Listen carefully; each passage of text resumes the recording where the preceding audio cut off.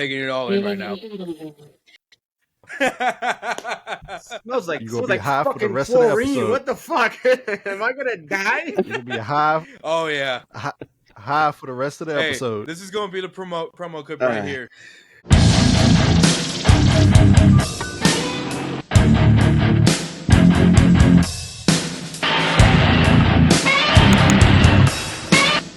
Welcome back, ladies and gentlemen, to another exciting episode of United Kaiju Podcast, and we got a very special guest with us today, Donny Winters, and I ain't gonna waste no fucking time because I know the rest of you guys can't do this. Y'all don't have this. Dang, no. Wait, let me show the back one, the one yeah. Let me see that. Put that cover. That cover is gorgeous, man. Wow. So good. Who did that one? Was that Frank? No, I'm trying to remember. Was it Zorno? No, Zorno didn't do that one. I'd have to look. I can't remember off the top of my head. Yeah. There's probably like 6 or 7 variants. I think that was Matt Frank, the one Tony's holding in his hand, because that looks like his art style. Kinda. Then It's again, hard to I tell. always get Matt Frank did the holographic one. Yeah, I always get some of their art confused with each other. Yeah. I only have 2 variants, but I'm happy with the 2 that I have. Well, but, thank you for buying our comic. It means a lot to me. It's dope thing. Awesome. So, listeners and YouTube viewers, you already know what time it is, and we're going to pass the phrase that pays to our lovely guest. So, Donny, you know what to do. Daddy's home. Cake every night. Get it. And with that, the episode has been blessed. John, I love how you had to use the face light on the photo, but then again, I don't blame you. I do not And you blame you. still can't see You it. still can't see it. Film is dark as fuck. But before we get into Before we do anything, the lovely Donny here, I have a nice little presentation for everybody. I'm going to unbox my first hire figure ever, and give it a proper judgment. I'll make it fast. I'm not going to be like Ramon, who can't get a fucking box open. Hey, already done, bitch. You and your Super Godzilla your Mecha Godzilla couldn't get that shit open. You know, you take the blade and you do a little slicey dice. No, to be fair, there was a bunch of freaking straps and everything holding it down, so I was like, Jesus. Like, come on now. I'm so excited. Oh, yeah, it did have the twist tie in the back of that one. No, dude, I love this. Let's go. Ooh. All right. You know what? The box is nice. It is. Listen, when you pop it open, take a big whiff. Yep. I just want you to take a big ass Inhale whiff. the newness. Snort it. Yep. because the newness from China is a little different than what we normally get. Yeah, exactly. Let's make sure there's no tape on this thing. Is there tape on these boxes? No. I cannot wait. Yeah. Dude, I have been waiting for this, so I'm taking it all in right now. Smells like You're gonna be high for the fucking rest of the chlorine. episode. What the fuck? Am I gonna die? You're gonna be high Oh, yeah. for the rest of the Hey, episode. this is going to be the promo clip right here. Okay. All right, here we go. All right, Here we it go. has an atomic breath piece. Okay, that's cool. I'll Yep. leave that Yes. be. That's Let's get to the main. Come have a seat. Yep, Come have a have a seat, seat. and talk to us. Yep. Let Talk- us- How are you Okay. feeling? Okay. All right. Okay. Okay. The thigh gaps are nice and proportionate. It's not the giant space. We don't have a giant space here. Super jealous. I want a Very bag nice. Donnie, you are beautiful just the way you are. Yep. Oh, thank you. Okay, nice smooth. Godzilla promotes body Damn positivity. Put the light on the dorsals, dude. They're amazing. Okay. Yeah. Because I was checking out mine last night. I was like, okay. I cooked on this one. When after the episode, I want you to get intimate with that sculpt, and Oh, I yeah. want you to really. It's already going down, boy. No. Oh, All right, podcast listeners, you're gonna have to go to our YouTube channel to see the filth. everything that's taking place right now. John's about to get down. are and you dirty sure with it. not OnlyFans? We What? might need to start one at United Kaiju OnlyFans. Yeah. Yeah. Only Hey, Godzilla Hey, fans. I'll cheers to that. Okay. Uh, Okay. Okay. What are you feeling, buddy? What are you feeling? Tell us. I'll go with my negative first. My one negative that I Oh, found. here we go. I Here don't we like the go. mouth. What is it? I don't like the blue in the mouth. I think it's a little meh, Oh, okay. in my opinion. You don't like the blue No. toothpaste mouth? But that's on any figure. It's not as bad Oh as yeah. SH. No, If yeah, I was to yeah. compare it, this is way better. They did a solid job on the teeth. We got some nice sharp teeth. They're not just clumped and dull. So that's really nice. Right. That's probably my one negative I can see right now. That means you're going to have to get a standard version now Oh, without any blue or anything. Maybe. Get one of Maybe. those. Yep. I've already been peer pressured by you All guys. right, set it down. I got some questions for All our right, so lovely guest. real quick, Set it down. right now, how are you feeling? 8 out of 10. Are you a 8 out- believer? 8 out of 10. Are you? 8 out of Okay. 10 right now, but I'm going to tell you why it's a 9. It's a. Okay, not later. enough. Fair Okay. All right, enough about me. Let's do real meat and potatoes with Mr. Donny Winters. Real quick, Donny, let me ask you something. Now that you're famous, does anyone go, "Hey, Donny baby, we gotta go. Let's go, Donny baby, let's go"? Oh, Todd. Surprisingly, not have had that yet at G Fest. baby. G Fest was kind of overwhelming this year for me because I did not expect my Godzilla show to be as acknowledged as it was. So like I had people being like, "Oh my god, you do that!" Like, "Wow, can I get a picture?" And I'm like, And "Sure." if anyone doesn't know, Donny Why not? Winters does do the Growing Up with Godzilla show and other things on his channel. I had the absolute honor to be on one of his lovely episodes. It was absolutely fun. Donny, what started Growing Up with Godzilla? Ooh, it was a multitude of things that started it. I think one thing was that I kind of struggled finding my little niche, my little corner in the fandom. And I started another podcast probably a couple years prior, and I really enjoyed it. So I was like, I might do a Godzilla podcast. Let's see, I need to think of a concept, right? And I didn't want to like replicate everything that everyone else was doing because there were so many other phenomenal Godzilla podcasts out there. So I sat on it for a while, and then I had a person kind of get in an argument with me about collecting Godzilla stuff at like in my mid 30s, and they were like, "You've not grown out of that yet?" And I'm like, "No, like absolutely not." Like, and the same person told me this like when I was like 18 as well. I'm like, "No, it's been like 15 years, nothing's happening. Nothing is, you know."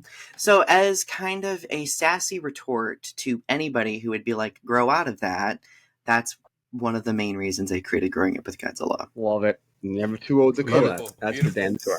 Yep. And P.S., I would say like the cherry on top of the sundae was I really love hearing about other people's stories with how they've entered the fandom, what first film they watched, what they take away from the stories and the characters. And I think that we don't have those conversations enough. So I would say that one of my other goals was to kind of create like a little space where people can feel empowered to have those conversations. Beautiful. Absolutely. Yeah, hell yeah. I love that. Everybody in the Godzilla fandom has a similar story. You know, Godzilla is a thing that isn't, growing up wasn't as popular as all of the superheroes from Marvel and DC. And whenever we talked about it, people would always say, "Oh yeah, the goofy rubber suit movies." So I think it's interesting because of where we are now in the franchise. It is starting to seep into and catch up with. Let's be honest. Between us four here and other listeners, Godzilla is top of the top, cream of the crop. Absolutely. But he's starting to kind of wiggle his way into the mainstream and kind of take a little bit of Marvel's thunder with And Star Wars. -1 and Star Wars. Yeah. I think -1 is just the start of something that's just gonna start taking over. But it's awesome to hear how similar everybody's story is about getting into Godzilla. It's just so cool, Mhm. man. Well, and what's universal about it is that so many people have bonded over loving Godzilla when they were younger and being like the only person who Right. loved the character, Yeah. and they were Right. often criticized for it, or like you were just saying, like made fun of for like, oh, you like people in suits acting. And I mean, full circle moment, Godzilla minus one won an Oscar for best visual effects. So it's, to me, that's kind of like one of those like, ha, like told ya to these Yeah. people that, hey, Godzilla did set the standard for a very, very long time for what practical effects looked like, right? So, and Absolutely. now that minus one has been doing that as well, like it heals the inner child. Yeah, this is true. We can all say we got one up on our bullies now, because look at us now, fucking Oh, yeah. on top of the mountain, strong. Yep. Yeah. Interesting. Absolutely. And we're not restrained from saying -1 this episode, just to let y'all know. So if anyone knows, the movie that we could not talk about on the last episode was Godzilla minus one. We did phenomenal. No one guessed it, so you all suck. Moving on. there were multiple times when we crossed that We threshold, didn't but cross we it. didn't We necessarily go there. I said we got were pretty right close. there, and we were like, Yeah, we were We like got right to the line and told you. Yeah, like right almost on the line, but nowhere far. Well, It was well then, beautiful, Donnie, I boys. feel like it's a good question to ask. What was your first Godzilla movie? Oh, my first Godzilla movie was the Showa era Godzilla versus Mechagodzilla. okay. Yeah. Surprising, like most people assume that it's a Mothra movie, but I actually was not exposed to Mothra until a bit later. But because I'm clearly not a Mothra fan, right? But so it was Godzilla versus Mechagodzilla, and I remember it. I remember seeing it on TV, and it was titled Godzilla versus the Cosmic Monster. So like it was very cryptic. I was like, "Ooh, what's that mean?"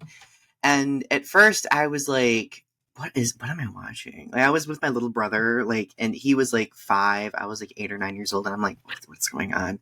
And then like the scene where like Mechagodzilla breaks Anguirus's jaw. Like I was like, should we be watching this? Like, Yeah. Oh, it was brutal. but then I was invested. I was like, oh, a dinosaur's jaw got broken. Here I am. I'm ready to go. I need to see what happens. So All right. It was brutal. Brutal scene. Yeah, that scene was Yeah. just... That was a great entry into the Godzilla franchise for sure. Absolutely. Yeah. Good as it gets. yeah. And then I just So- backtracked. So I want to read something. Can I read something? Story time with Tony. Story time with Tony. I saw its lightning burst against the churning sky and barked at it at each clap as the metal birds rained down a cacophony of cries. I saw the torment in the sully eyes, heavy, weighed down by memory. I longed to hear its story, if only to pause the rage. As the dawn then broke, I watched these lonely creatures demand their freedom, then realized the meaning of our endless search for home. Wow. That, my friend, is what you call writing. That's Donnie, powerful. can you give us a little insight? I can tell you what I got from that. Goosebumps. So what I pulled from that was going back to the fact that being a Godzilla fan was a lonely kind of journey, because you didn't ever really express it outwardly, fear of being picked on, singled out, or whatever. But Godzilla also represents that. Godzilla is a creature that is just trying to find a place to be, trying to find a place to belong. Shin Godzilla kind of alluded to that a little bit, and in a lot of ways, -1 did the same thing. And then the little girl from this excerpt was alone. Mhm. and 3 creatures. She took it upon herself to try to save this other creature that she found within the rubble. And then she realized that Godzilla's just trying to find a place to be. She's trying to find a place to be. And the creature that she saved is trying to find a place to be. And that's the best story in that book. There's a lot of great stories in that book, but that's the best one. Thank you. You and Matt Frank's and the Japanese calligraphy, By just Maki Takarada, yeah. right. And the fact that it's in black and white, you guys got to go find this book and get it. Both of y'all. Oh, it's But on my list. yeah. Can you Yeah. give us a little bit of insight on the inspiration behind, because I just read just a little bit of what you wrote, Mhm. but could you give us an insight on just the mindset behind that poem? Yeah, absolutely. Thank you for the beautiful reading of the excerpt of it. I really, really meant a lot to me. So I have to give Matt a lot of credit here because he wrote the script for the comic and presented the this idea to me of like, hey, Donnie, do you want to collaborate in writing this comic with me?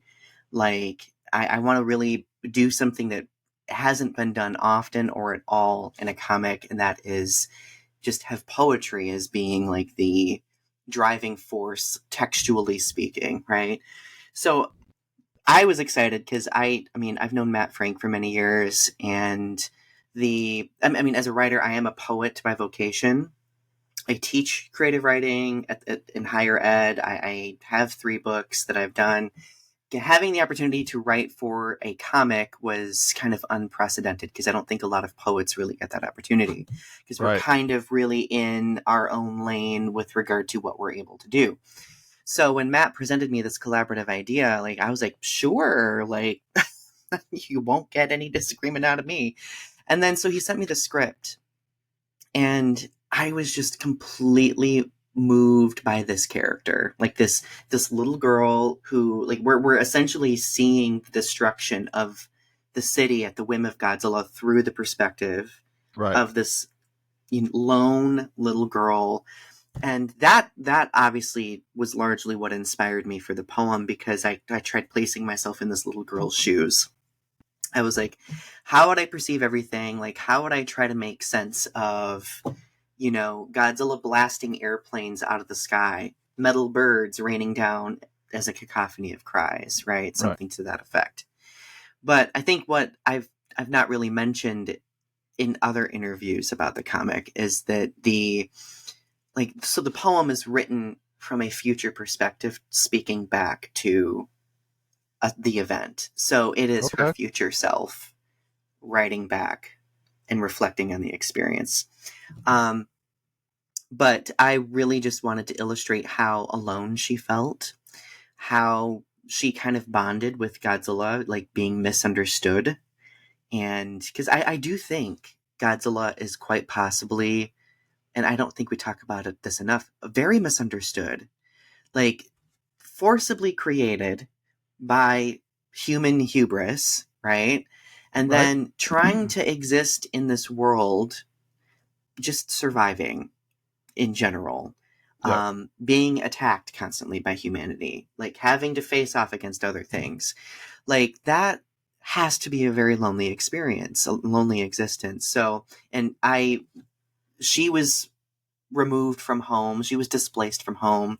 Godzilla arguably was displaced from home. The trilobite was displaced from home. So like together, like finding home is not an easy thing to do.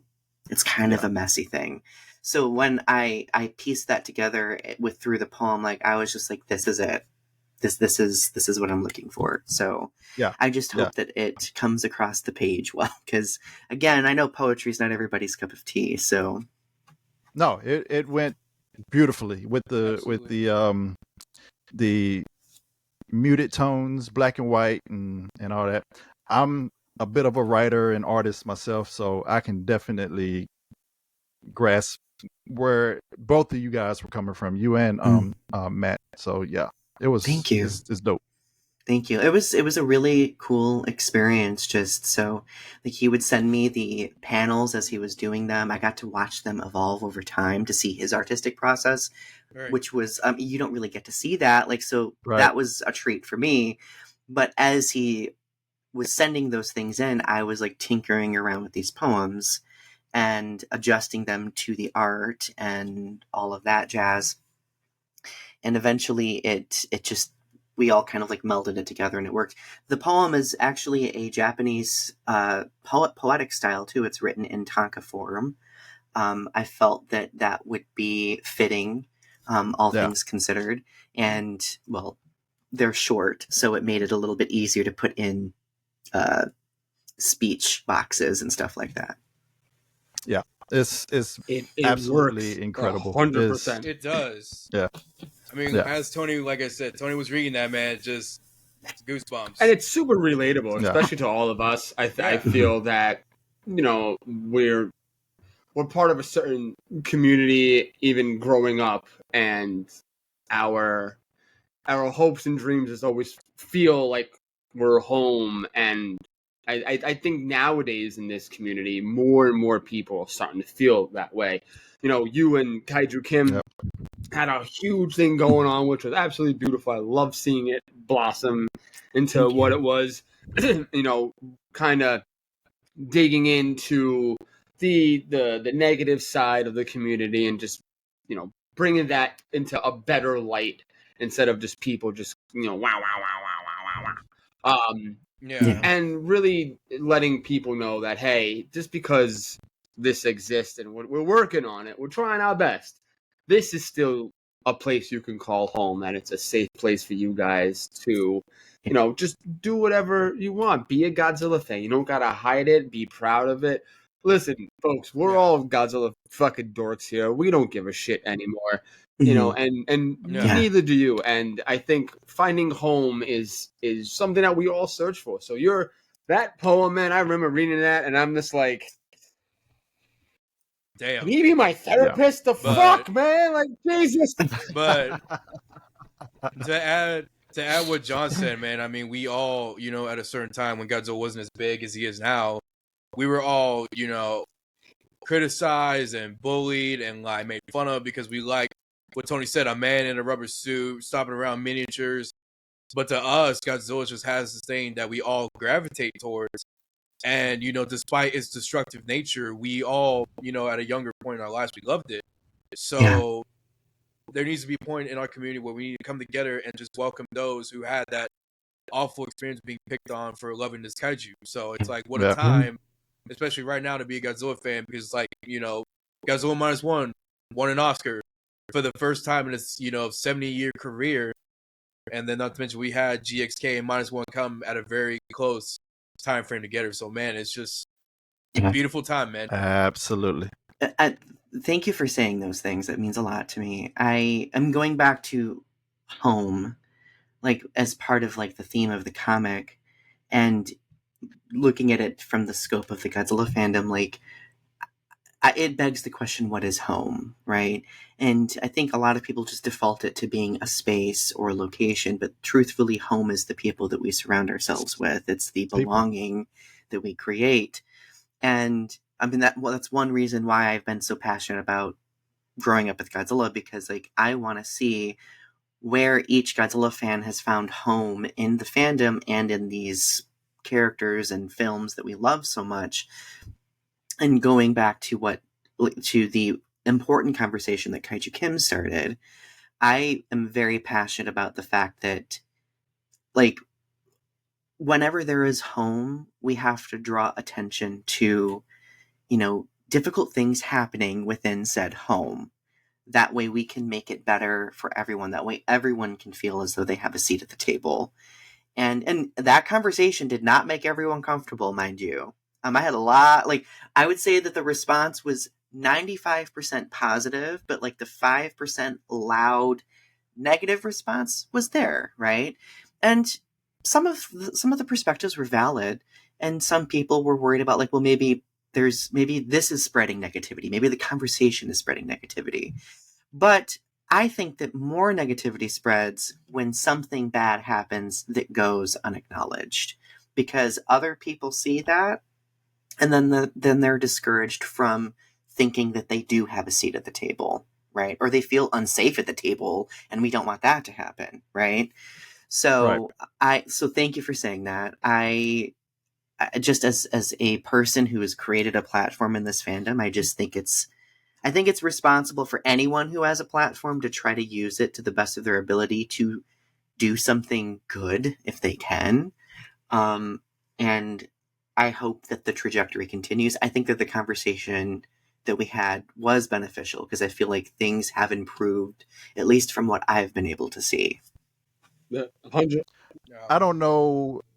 Go on. No, Go what I was ahead. going to Go say ahead, is, like, John. being following those videos and conversations you guys are having, I think it definitely has prevailed a lot of light and has made more people um,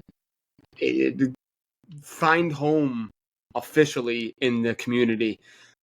I think in fandoms you're always going to have the negative side. It's kind of like it's a Yeah. checks and balance sort of thing. Like, you gotta have it, but it doesn't need to be so bent on these minor things that might make the negative side of the community be all loud and shit. Like, shut up, just shut up and enjoy Yeah. people enjoying what they love. We're all here for the same fucking reason. Like, who really gives a shit what one person thinks and what another person thinks? Just as the song goes, come together right now. Oh man, It's just like that, man. Beautiful. Fuck, we're gonna cut that out. Fuck that. That- That's getting clipped. Please don't. That was Oh, amazing. oh, no. That was I'm amazing. I'm cranking the volume up on that one. Where's that Grammy? Promo clip part 2. My Grammy shot. That's But that's gonna be oh our god. Fluffin. But I mean, so that's gonna be our but I YouTube. wonder, Donnie, Yeah. when you were writing the poem, what aside from the community and fandom, what part of you from the inside pulled that out of you? Because as a once vocalist, I wrote lyrics and whatnot, and a lot of times the lyrics I pulled them out of me, but also trying to make sure people can relate to it. So what demon basement did you pull that from out of you? Oh, that's a good question. I would say for me that feeling of otherness. So it's not just isolation, it's otherness, right?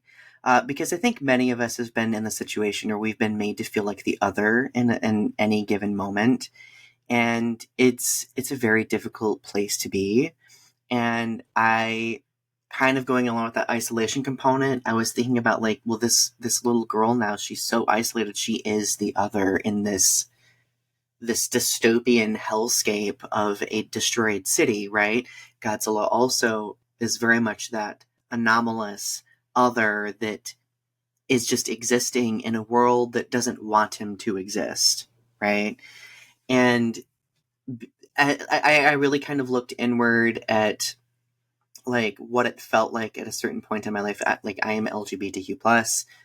A lot of my writing involves kind of reflecting on like the different things that I've had to navigate. So I thought about how I felt at that time, and then I think my goal was to try to transpose or replicate that feeling in that type of setting, right? Like it's a metaphor essentially for how I was feeling at that time.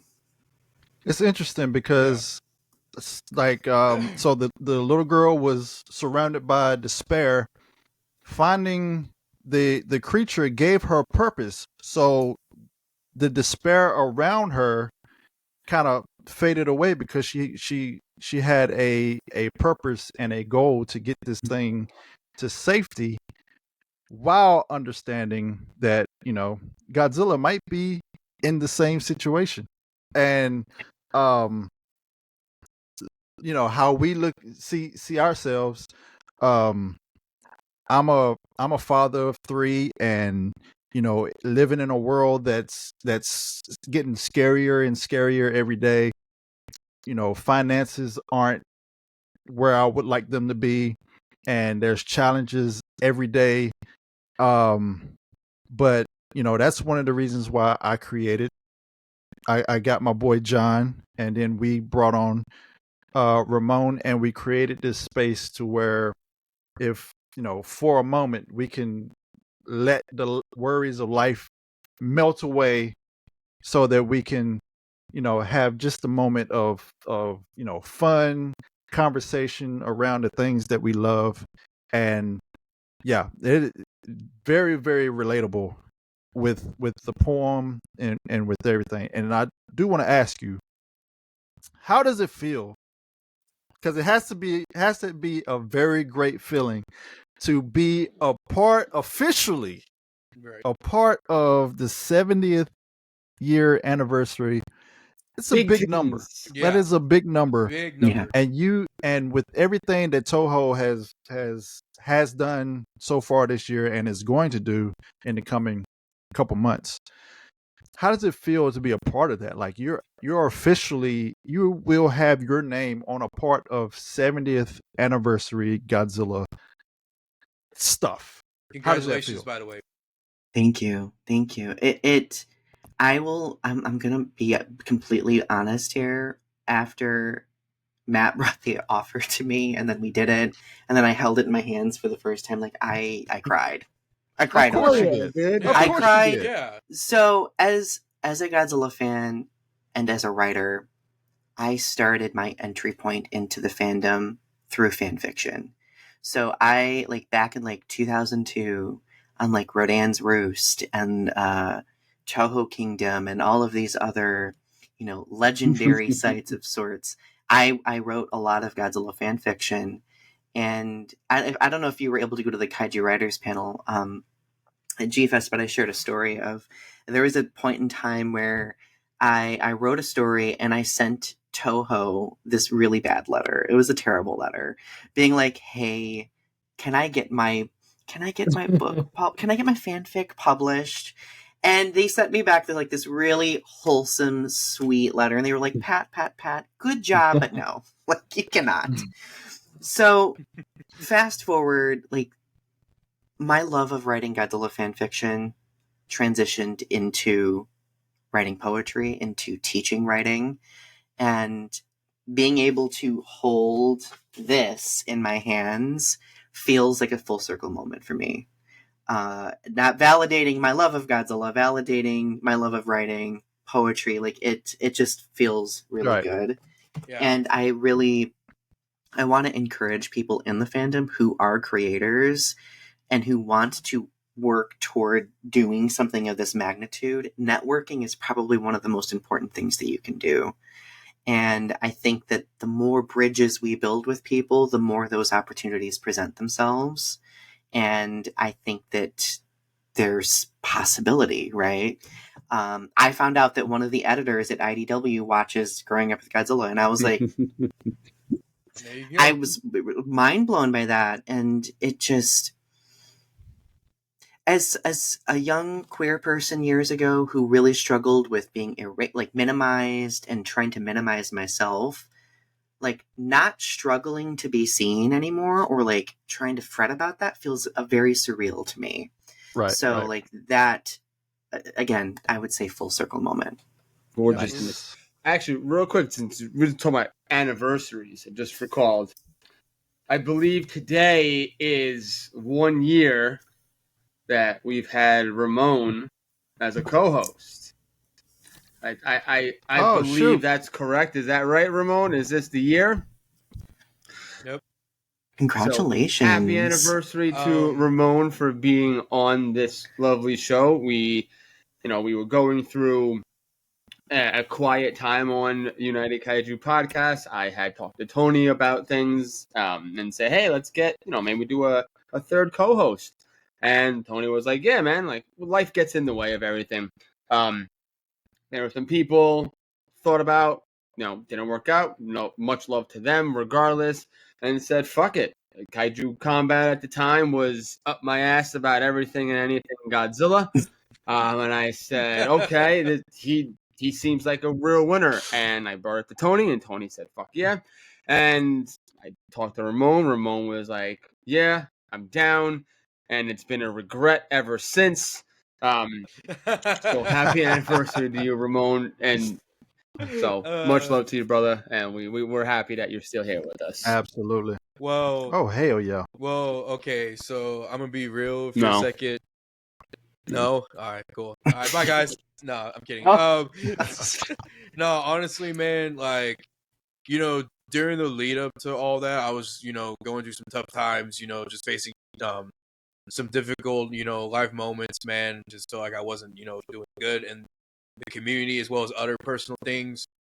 And I was like, man, I think this might be the time where I just step away from everything and try to reevaluate everything. But when John reached out to me about, hey, we're bringing our podcast back, because I originally thought I was just going to be like a guest and then go my merry way. But he's like, no, we want to bring you on board to United Kaiju Podcast.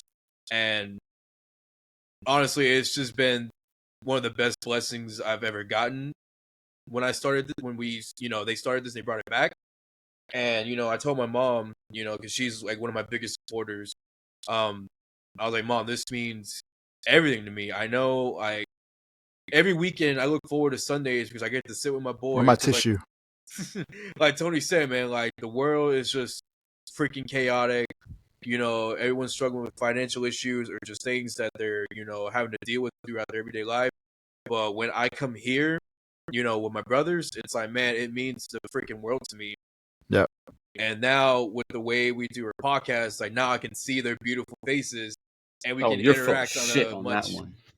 You're full of Shut up. shit You are on that one. You are very beautiful. Shut You are a your very beautiful man, fucking John. mouth. Seeing Mm. you at G-Fest, this is my heart right here. First time. Yeah.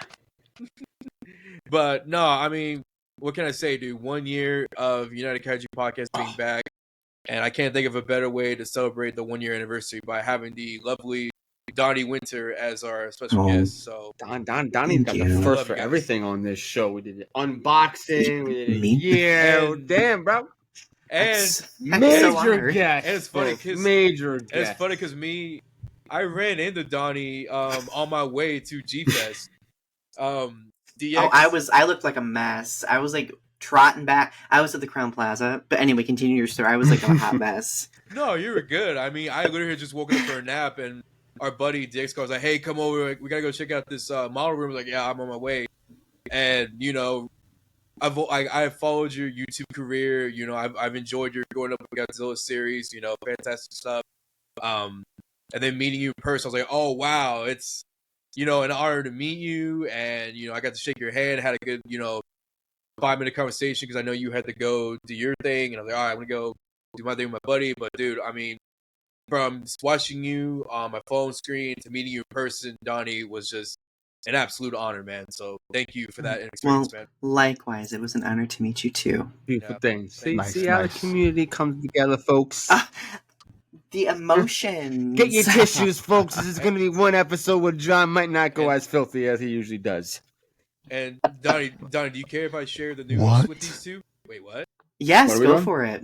So What? So Donnie invited me to come on to his Growing Up with Godzilla series on April 2025. Season. Nice. God, what season? Season 4. Yeah. Both you guys are all welcome back on, by the way. More than welcome. Donnie. Anytime, That's- my friend. Dope shit. Yeah, Yeah. just hit us up Yeah. or whatever. Yeah. I'll definitely bring One of this- us, I'll bring all of this us, guy it with me. don't matter. Let's see. What else we got going on? All right, Donnie. But so what's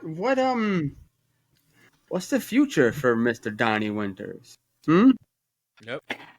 Oh, Or if you're well, allowed to, we don't know. You might be Toho I- obligated over here now. no, not necessarily. So, since the comic book writing bug bit me, I have been very much wanting to do more. So this summer, I've been doing a lot of writing, which is great because last year I took, aside from doing the comic, I took last year off of writing. I had 2020 to 2022 was a very busy 3 years for me. So I needed a little bit of a break. But now that I'm back in the thick of it, I spent most of the summer writing up some comic book pitches for one-offs and some series. So I'm going to be submitting those off. One of the editors was like, hey, like if you have any pitches, feel free to send them our way. Like we're always looking at new pitches. I was like, yes, I will happily do that. I'm also working on a new collection of poems as well. So like I'm dividing myself between the two things that I love, and I'm making sure that I am staying productive. And hopefully I get some good news on a comic proposal, but I try to be realistic. There's a lot of talented writers out there. I'm sure they're getting a ton of proposals all the time. So I always tell other writers, don't be afraid of rejection if it happens, because it happens a lot. You just have to kind of navigate through it and keep trying. That's all you can do. I said. I might need to away from the show. I might need to get in contact with you just to pick your brain, because I do have a story that I've been working on, and I don't know what to do with it. I don't know where to put it. I don't know the next step. If I were to go through with it, and it sounds like a lot of work, but I'd be writing it, illustrating it, and publishing it myself, which I can if I slow walk it. But I don't know. I just need to understand the proper steps to take. Yeah. Because I've definitely kind of backed off of it just because of the amount of overwhelming it causes. But yeah, it is overwhelming. I reread it Friday, and I was like, I got to do something with this. Well, would it surprise you to know that, like, I think the thing that gets us the most as writers is not putting the work out there. Right. That's like one of the most important steps, and one of the most intimidating steps too. But like, if you want to connect with me, we can definitely talk about like publishing options, what that looks like. Because self-publishing is a valid form of publication these days. I've like, for these Godzilla comic book proposals that I'm doing, I've kind of resolved it to myself that like, if for some reason they don't get accepted, maybe I'll turn them into a fanfic in the future, Right. But we'll see what happens. But yeah, like, definitely connect with me. We'll talk about some thoughts on that. And I think that, like, again, as a writer, the greatest learning experience that I've had is connecting with other writers and getting their perspective, because there really isn't a book that tells us, oh, as a writer, especially if you go through a small press or self-publish, you have to do all of your own marketing. Usually you have to do, all sorts of stuff that, requires a lot of time. But once you do it, it feels good to do it. Yeah. Love it. Love it. All right. I'm kind of, getting the Donny bringing on the inspiration. That's what I'm talking about. We are manifesting writing success here, my friends. Love it. And you only get it here on the United Kaiju Podcast. Don't you fucking forget it, folks. What? Absolutely. That's absolutely. I love hearing it. Let's see. I'm trying to think. We do all this shit on the fly, folks. So if there's a moment of silence, shut up. It's us absorbing the muses. Absolutely. Yeah. We're just trying to fill out the process here. Absolutely. Donny, now, let's see. What are your feelings on what Legendary has been doing? Good question. Chapter 1. I'm kidding. How much time we got? Let's go. So, hey, let it all out. I've enjoyed the MonsterVerse. Like, I of course have been a huge fan that Mothra has been included very generously as of late. So that makes me giddy. There are some aspects of like Godzilla vs. Kong and Godzilla X Kong that I think really lean into camp, that I feel like kind of suck the air out of the room regarding like the seriousness that we got to see at the beginning of the MonsterVerse. And I'm kind of wondering, like, are they ever going to recapture that again, or are we just full on leaning into this camp and just going full taking it home, And I've learned to appreciate it, because at first I did not like the camp at all. Like, I was just like, ooh, Like, it kind of, like, with Marvel, like, there's been, like, this very deep lean into just this constant comic relief. And I'm just like, don't get me wrong, like, I love Love and funny. Thunder. Like, yeah, oh my God, yeah. Like, I love funny, but I also want to see the gravity of the situation. Like, I want to see these character arcs, and they're not going to be developed if they're just cracking a joke every 5 seconds. Yeah. Now, if this was All right. like Deadpool or Guardians of the Galaxy, that's one thing, you know, because that's expected. No. But interestingly, in Godzilla X Kong, I felt like they got a little bit more selective with comedy here and there. So we got that Trapper character, right? Who I think that really brought a lot of comedy to the movie, but also had a very distinct role to play. Whereas, like, in other films that we've seen, like, the comic relief has just been thrown in, but they've not really had any role but to serve as comic relief. So it was hard to see, like, what their purpose was. So I think that Godzilla X Kong made some improvements when it comes to that. Do I think that the stories are perfect? Or the writing in general? No. No, absolutely But do I not. expect perfect writing? I mean, unless we're talking about Godzilla -1, then maybe. Hey. You know. But I feel like the MonsterVerse has found its footing, and it's just leaning into what it does now, and clearly it's doing well. It's making the money. It's successful. People are eating it up. Yeah. Right? Well, So those are my Well, feelings about the I think MonsterVerse. No, we yeah, all they're can valid. agree to that statement that you made. We all we all agree. Listen, Because I have something to add once -1. Tony says his thing. Go ahead. Tony. -1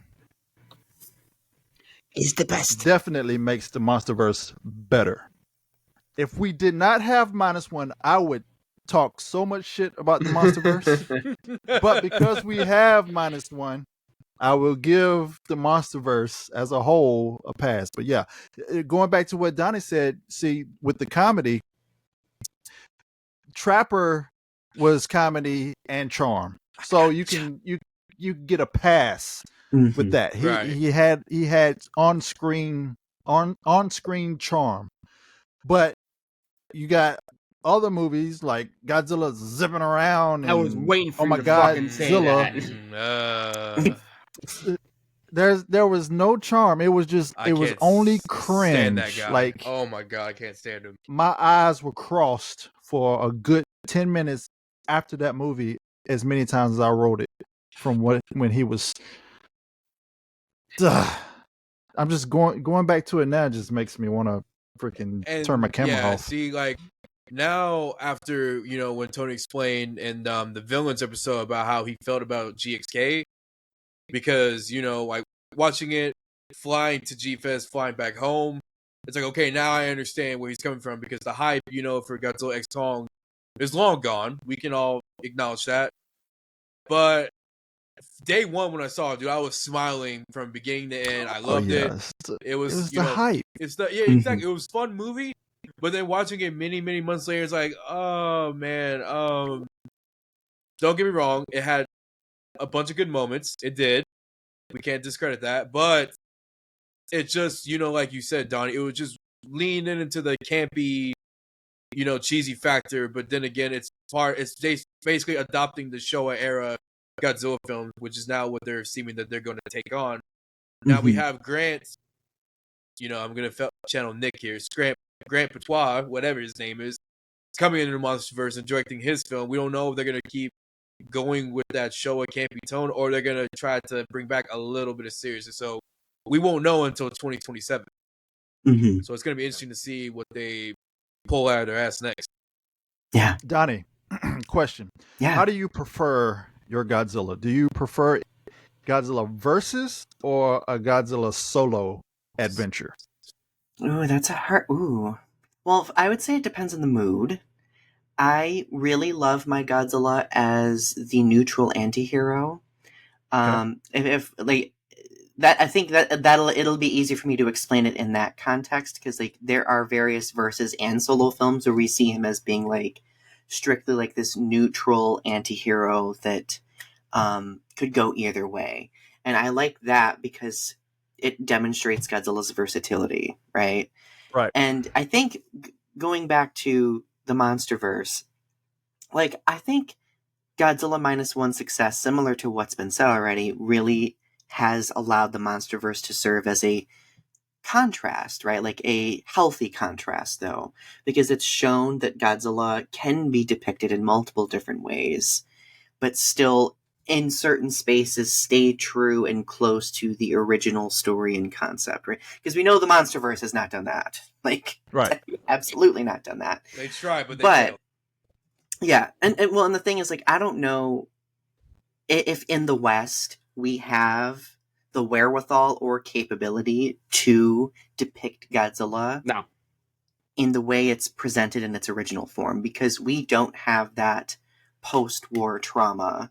We, like, you know, and I think that would be kind of an atrocity for us to do. So I understand now why I think the MonsterVerse did what it did. But anyway, back to your question. I said the exact same thing. No.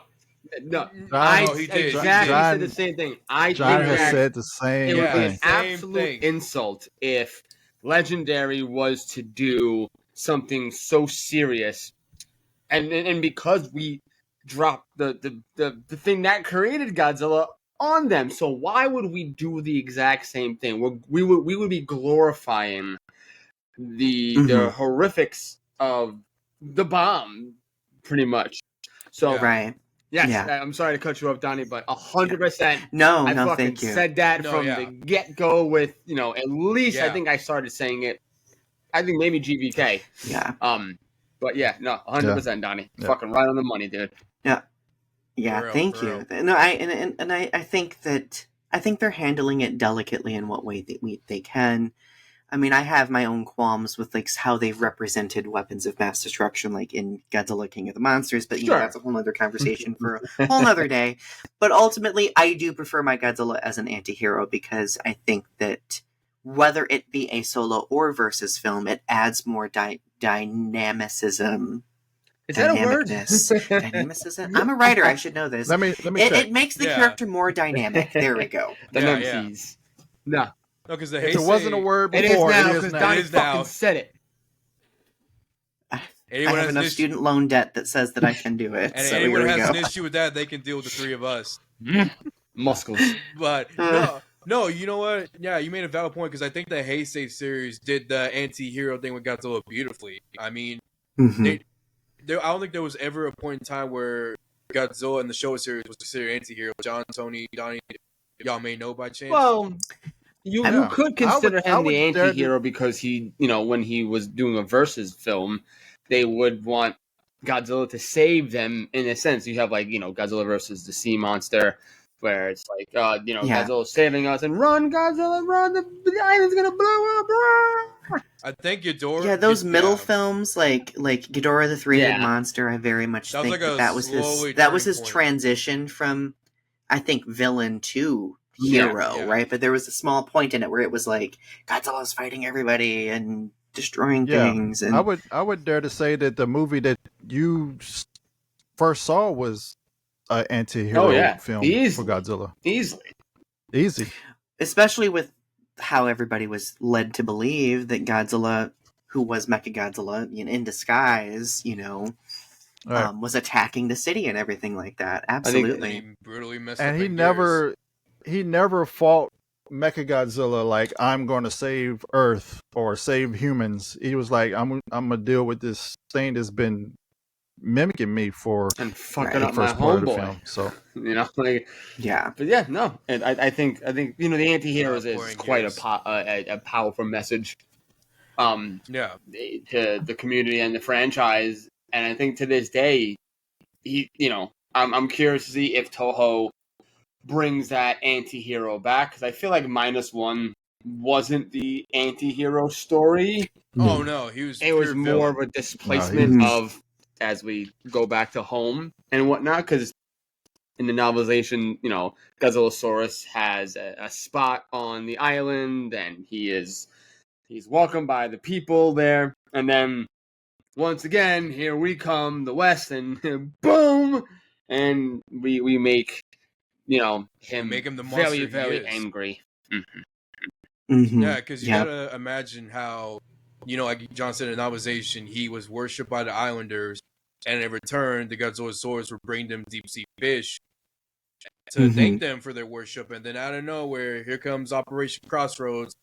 They detonate the bomb, and he's just horribly mutated. And now he's like, okay, these people who did this to me now need to pay. I want my own Godzilla. He's like, you. I want him to pay. Yeah. So, Donnie, being a Godzilla fan, as we all are, as you can tell with our various backgrounds, what do you prefer to collect? Because I see some very nice pieces in the background. Of course, you've got Mothra front and center. And again, Always. listeners, you got to go to YouTube if you want to see this. Yeah. So, when you go out to collect things of Godzilla, what do you look for? What are you searching for? Do you have SH and X plus or? I unfortunately no. I do have. I like how he's looking all over the place. Like he has this gigantic fucking collection going on, dude. I He's like, I tend to gravitate to the cute things. Like I really love chibis. I love the squishmallows.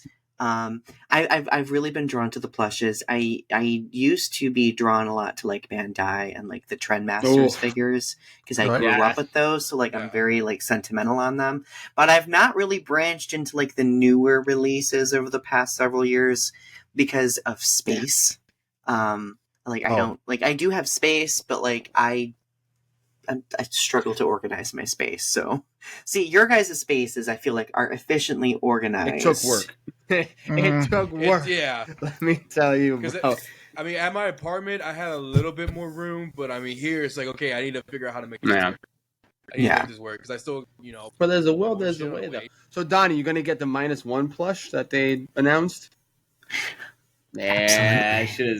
That thing is gigantic. Another thing I might get. They just announced a Mothra inner tube. Oh, I saw that one. I really want to get that. Is that a licensed tube? Because I'm Toho hasn't like. I think so. It's huge. I think the wings are all out. You lay right in the center. Yeah. I saw that and I was like, this is what I've needed my whole this Mothra blanket. The purpose of life. This is what, like, when I saw this thing at G-Fest, I was like... Sold. You're coming home with me. I'm taking you home. It's the only thing I bought at G-Fest. I was just going to ask you what your haul was. Because it was expensive. Yeah, it was expensive, so I was like, well, I guess this is just all I'm getting. Was this your first G-Fest? This was my 5th G-Fest. And now, so were you there previous year, or did you take a time off? So, I did not go last year. The last time I went before that, I think, was 2019. Okay, right. No. Wow. No, I went in 2022. Okay. Yeah, and I took 2023 off. But before that, my first G-Fest was in 2007. Very nice. And since then, now, this year's G-Fest was a lot more people. This was my first. I think they said they had 10,000 people. Last year was about 5,000 or 6,000 people. Being now that Godzilla is once again making his way back into the mainstream, and being that your popularity in the community has shot way up, rightfully so. I don't know if I'd say that. So fuck that, dude. It has. This humble guy over here. How did you feel going to G-Fest with everything that you've been doing? And I'm sure people have come up to you left and right all day. I think even when I was talking to you, you had people coming up. Oh, it's Donnie. Rightfully so, of course. Yep. How did that? What was the feeling of that? Because I take you as a very down to earth dude. I could never ever see fame go into your head. How? Not at all. And Ramon was the most popular guy there. Let's be honest. But how did it? What were your emotions like? What did that make you feel? So I honestly, before I went to G Fest, I almost did not go to G Fest. I almost decided against it because like after like that whole conversation that took place, like that Kaiju Kim initiated and that, we all were participating in, like my fiance was like, are you sure you want to go to G Fest? Do you know if like anybody's going to be like horrible and I was like, I don't know. I don't know. So I thought about it and then I was like, I'm not going to let anybody being disrespectful persuade me to not go. So I ended up going, and I was very warmed by the amount of people who had seen those videos coming up to me, saying things like very affirming things. I had a lot of LGBTQ plus Godzilla fans come up to me this G Fest, being like, one of them at the end of the Kaiju Writers panel came up to me, and they were like, "Donny, we need more queens like you up here." I'm like, yeah, I was like, that is like the best compliment ever. Thank you. Thank you. Fine. But, and then of course, I think the really pivotal moment was when Matt Frank and I did a co-signing of the comic, right? Which I've done signings before, but nothing on like this magnitude.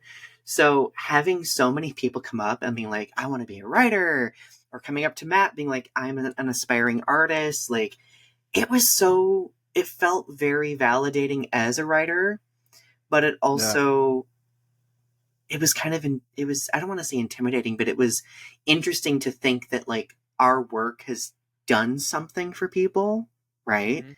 Mm-hmm. But at the end of the day, like it felt great. It felt great. It felt really great. And I'm very grateful that this G Fest was such a positive experience. So did you get any negative at G Fest? Oh no. Good. No, actually, I did not. Thank God. Because we were going to find them. Surprisingly, like I was waiting for like somebody to like drop a slur in passing or something like that, but I mean it's happened before. So like if it did happen, I'd be like, call me that slur, but then let's talk about your fashion sense. Okay, but anyway, but no, like that, none of that happened, and I think that people were much more empowered by like the positive conversation that took place, and if people had something to say negatively, I guess they just didn't say it, which is fine with me. I feel like there's not much negative at G Fest. If it is, it's stupid, real stupid. Yeah, I do want to add chirping online. Yeah, I do want to add something. Like, even though, like, obviously, I don't want people saying like slurs or being disrespectful or bullying or anything like that. Yeah. But like, if somebody does have like a reasonable criticism, I am not above listening to the criticism and being like, okay, let's have a conversation. Let's turn this into an educational moment. Like, I might disagree with you, but here's where we can land on a page together, right? And maybe that's my inner educator that does that. I don't know. I mean, there is a certain point where you have to make a boundary. If somebody is legitimately being problematic, like you have to be like, all right, like we're not engaging. Let's set a healthy boundary. Done with that kind of a thing, which I've had to do before. Or you got them like a pig.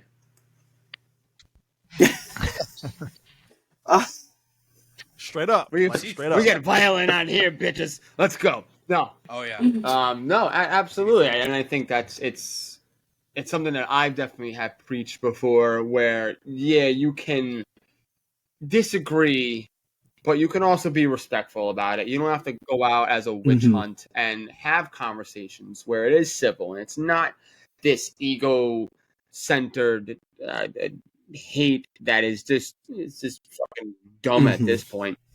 And just say, hey, listen, we're all here for the one reason, right? Like back in the fucking 90s, everyone got along pretty much because we didn't discuss our lifestyles half the time. We would just do our business, hang out with the neighbors, whatever. Nowadays, our business is all out in the open, thanks to social media and everything else. And it brings that uncomfortableness where people are now going, hey, I can say whatever the fuck I want. But don't and have a conversation with somebody that you might disagree with. I love seeing disagreement conversation, especially when they're civil. If everyone's being respectful, Yeah. and at least hearing each other out with healthy boundaries, of course, then it's fucking awesome. But once you start attacking each other, it's just like, all right, the dick measuring contest is done. Both of you have small dicks. Go home. Shut up. No one cares. Whatever. But Mhm. 100%, Donnie. I'm No. glad that nothing Yeah. arised out of G-Fest for you, man. Yeah. That's awesome. And that's the beauty of it, because like if we like the three of us have our agreements and disagreements here and there, but it's like we're all civil about it. It's not like there's been any point in time where we've gotten to like a legitimate argument with each other, yelling at each other, because when you're trying to like someone's coming at you like that, it's like, okay, dude, well, I'm not gonna waste my time nor my energy. Huh? I'm not gonna waste my time nor. Oh, there it is. Love you too, buddy. Love you too, buddy.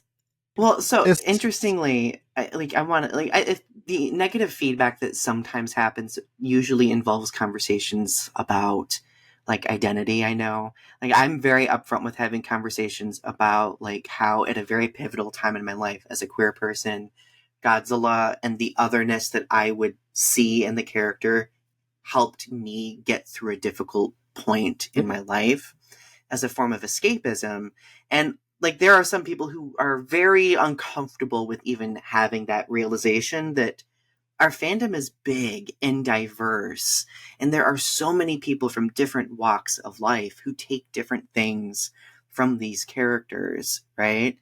And there are some people who just don't want to hear about that. And I'm like, that's your choice. Like if you willfully don't want to acknowledge that other people have experiences differing from you, that's fine. But that doesn't mean that other people aren't going to want to hear about that, right? That's another reason why growing up with Godzilla was and is very important to me. It's because it is that little space that I've kind of carved out where I can be like, okay, yes, we love this giant mutated creature slamming and destroying things, but let's talk about our feelings. Let's talk about where we were, mentally speaking, at a very vulnerable point and what Godzilla did for us, right? Yeah. So I couldn't have said it any other better, man. Bravo, dude. I was going to say, hopefully that made sense. I went on a tangent it's there. 100%. I think, we all go through hell. We all go through hell and back, and I think being able to express it through something that we love, regardless, because Godzilla, to me, you can do a lot of things with Godzilla, and even if Toho doesn't recognize it as well, it gives you're allowed to put it on there if you want to. Whatever. If you want Godzilla as an ally in the LGBTQ and all that, absolutely, right on, go for it. There's no reason to say nope, he can't. There's no rule. It doesn't. It's not even listed anywhere. Toho has like 2 fucking rules. 1, Godzilla can't die. Okay, that's like the main one. And 2, Godzilla can't die. That's about it. Everything else is fucking free game. And this community should, and I think it's definitely getting a lot better than from where it was. Absolutely. And you guys, Kaiju Kim and everyone else has played a huge support in this, because once again, it's talking about the uncomfortableness of certain conversations, and the word uncomfortable is uncomfortable itself. Like, who the fuck wants to be uncomfortable? It's unnecessary.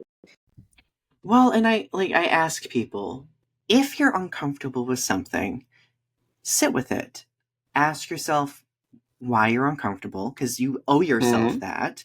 Ask yourself why you're uncomfortable, where it comes from, and then start unpacking why. Like why is this discomfort preventing you from wanting to listen to other people's experiences, right?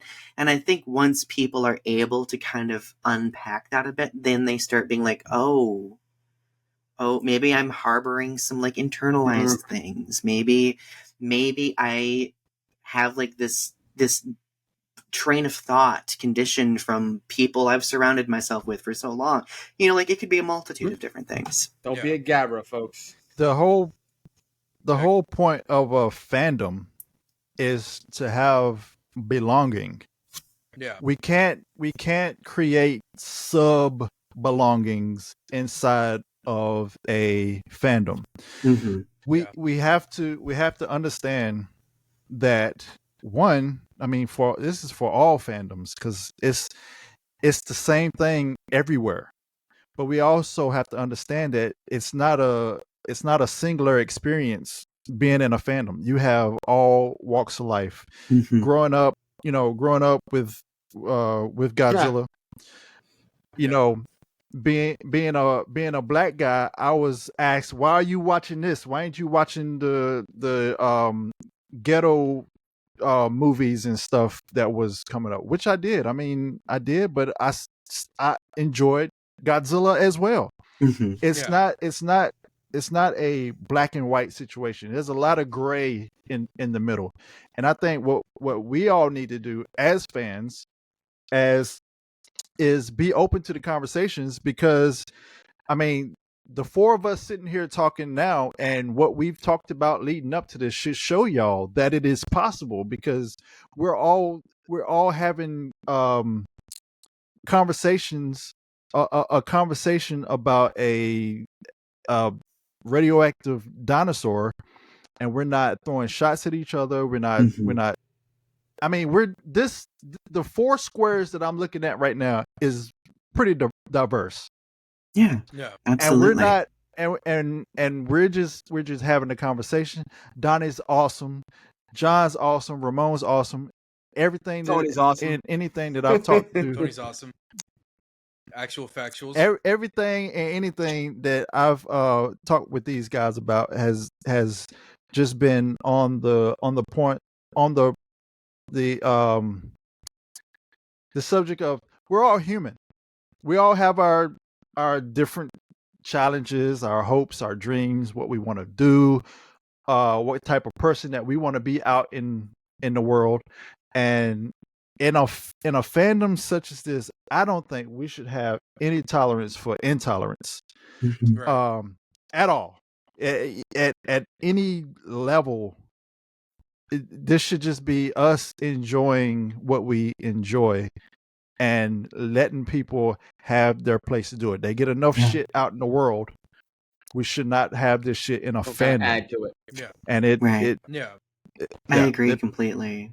Well, and the thing is, like, we all own and possess our own followings, the communities that we've curated within the overarching community, right? right. Like this podcast, for example, my podcast, other, like, and as people in marginalized communities, we know the safe spaces to go to where we do feel included. And like here, for example, I feel safe. Kaiju United, I feel safe. Collect All Monsters, I feel safe. Like there's like these groups that I know work hard at making sure that, like, hey, we're not going to be tolerant of people being intolerant of others. Everyone has a seat at this table. So let's all work toward being vigilant and maintaining that, right? And I think the Absolutely. more sub-communities within the overarching community that do that, it just continues to spread, and it continues to, like, other communities be like, they might see that and be like, I want to make sure that my community aspires to these other standards that I'm seeing, right? Does that make sense? Yep. So, Yeah. like, I think it's 100. infectious. And Yeah. you know, Yep. just like you, Donnie, you have a seat at the table with us. Always. And like we want to do always, and we always want to make sure like you're comfortable, you're safe, and like we want you to feel like you belong in the community. Because I mean, brother, you are Thank a you. huge factor in this community, man. I mean, much like John, you know, you have a lot of positivity that you spread, and you do these wonderful interviews, and I enjoy watching, you know, the series that continues to grow each and every day. And dude, like I said to you face to face, I have nothing but hella respect for you, man, and I Thank you. appreciate everything you do for the community. That means a lot to me. And Fuck like, yeah. I'm going to be honest, I feel a greater sense of belonging than I ever have in the Good. community, like over this past year. And It starts with a conversation. yeah, Yeah. And that's what Kaiju Kim did. She recognized that there was some disparaging stuff going on in the fandom, and you know, she wanted to walk away from it, but instead she decided pushing to she's decided to start the conversation. And I think Yeah. starting the conversation, number one, points fingers at the ones that are doing it, which makes them uncomfortable. So they're either going to do one or two things. They're either going to back up or they go come forth even more. So, but I think the numbers of people that supported everything that she was saying and the conversation that y'all were having showed that there is a lot more of us that are willing to support than it is of them that's saying the things, and they have no choice but to back off. I have to give Kaiju Kim's a very dear friend of mine. I have to give her major props because it can be very scary initiating a conversation like that and using your platform for that purpose. But she did so eloquently and bravely, and I think that that set the trajectory of the conversation very well for it to be successful. And I cannot give her enough praise for that. So, and Kaiju Kim, if you're listening, you owe us a fucking spot where Donnie is. Episode. You owe us one, okay? I'm not gonna let this go. I'm gonna wait until you're good. I promise. But you owe us one, all right? So you're next, Kaiju Kim. And even going back to the talk of discomfort, because John and Tony were the first two that ever got to see who the man behind Kaiju Combat. Ramon, you make me very uncomfortable. Oh my god! Fucking continue, brother. Hort. I know. I never, like I said, 3, almost 4 years down the page, I was like, I don't think I'm ever gonna do a face reveal because the face doesn't matter. I like what John said, because John said something to one of the fans at G-Fest that really stuck with me. He's like, brother, I am not in this for anything except for the love and passion that goes behind my page. Mm-hmm. And when John said that, that really stuck to my heart. And I was like, you know what? I have that same mentality. Like, I'm not in it for recognition. I'm not in it for numbers. I'm not in it for praise. I'm in it because this is something that I am deeply passionate about. I mean, look around, like my collection, all the posters and everything. I love this stuff with a deep passion. Mm-hmm. And so when G-Fest was coming around, I told John, I was like, hey, I think I'm going to step out of my comfort zone and do a face reveal, but I want to make it my own. So that's when I was like, you know what? I'm at the gym. It's completely empty. I did a deadlifting video of me deadlifting 320 pounds. I think I did 4 reps, easy cheesy. And that's what you say, hey, I'm Kaiju Combat. See y'all G-Fest. Thanks, King Kong over there with the fucking barbells. Raw! Way to go. Way to go. Yeah. Hey, I was nervous, I'm not going to lie. Tony, you should hit that applause button. Oh, shit.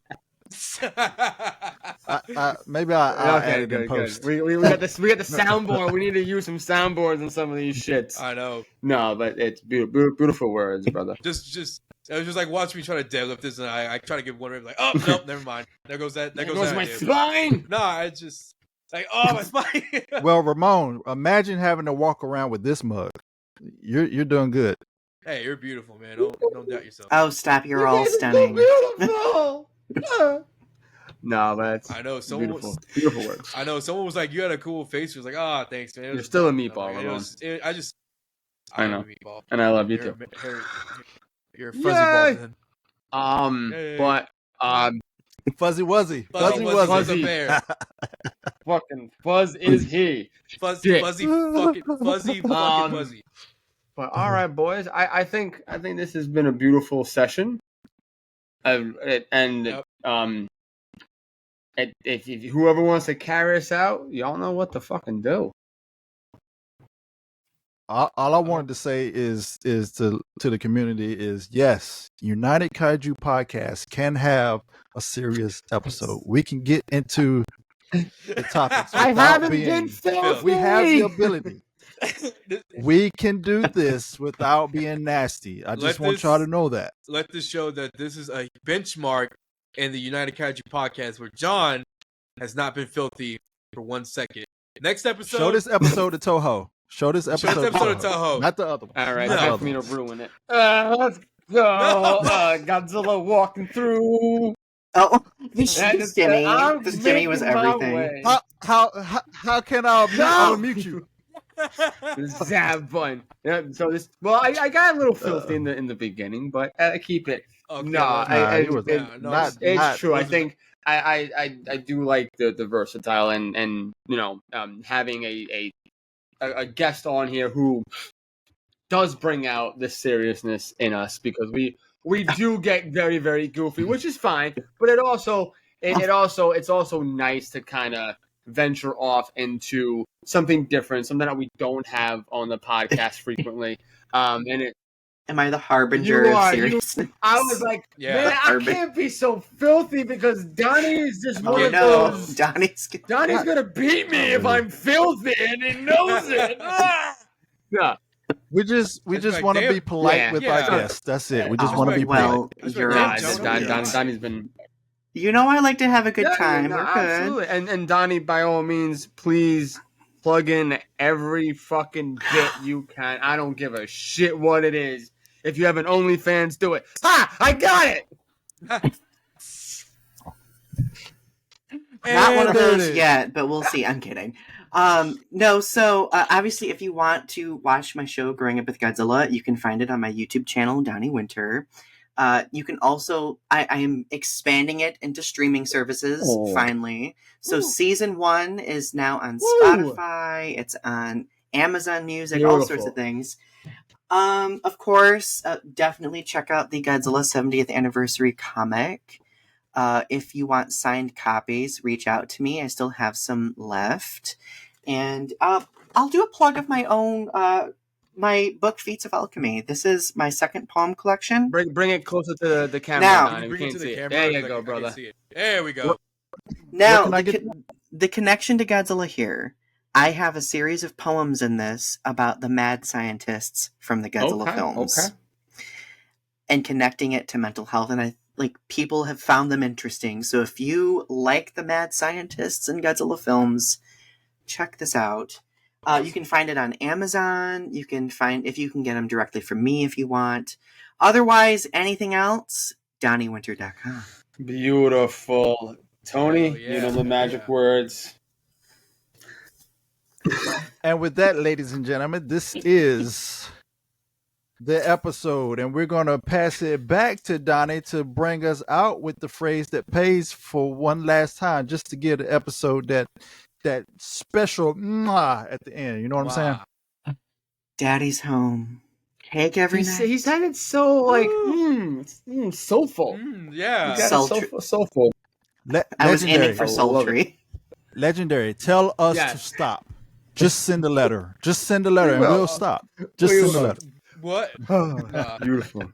But in all seriousness, Donnie, man, words can't express how grateful these two and I are for you coming on here, man. We thank you from the bottom of our hearts, and we appreciate you coming on this, wonderful episode.